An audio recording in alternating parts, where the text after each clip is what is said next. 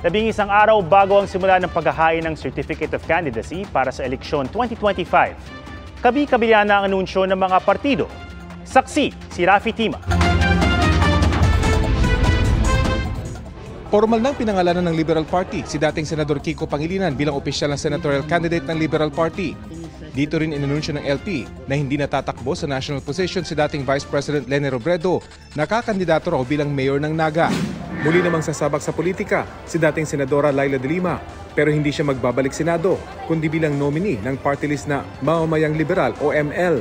Sa pagtitipon din ng LP, inanunsyo ang pagsuporta nila sa kaalyadong sina dating Senador Bam Aquino na nauna nang nagsabing tatakbong senador sa ilalim ng katipunan ng nagkakaisang Pilipino at kay Attorney Shell Jokno ng Akbayan.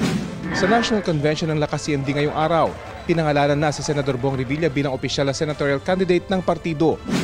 Nauna nang ipinakilala ng Makabayan Bloc ang 10 nilang senatorial candidates na sina Teddy Casino, Liza Masa, Arlene Brosas, Franz Castro, Jerome Adonis, Danilo Ramos, Mimi Doringo, Modi Floranda, Ronel Arambulo at Alin Andamo.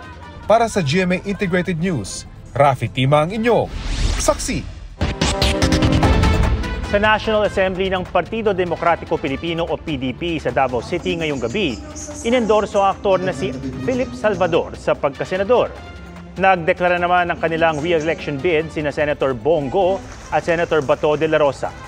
Nasa pagtitipon din sina Senator Robin Padilla at dating Pangulong Rodrigo Duterte na pinangunahan ng oath-taking ng mga bagong halal na opisyal ng partido.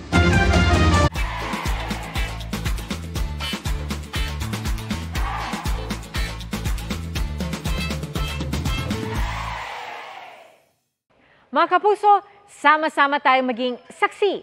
Mag-subscribe sa GMA Integrated News sa YouTube at para sa mga kapuso abroad, samahan niyo kami sa GMA Pinoy TV at sa www.gmanews.tv.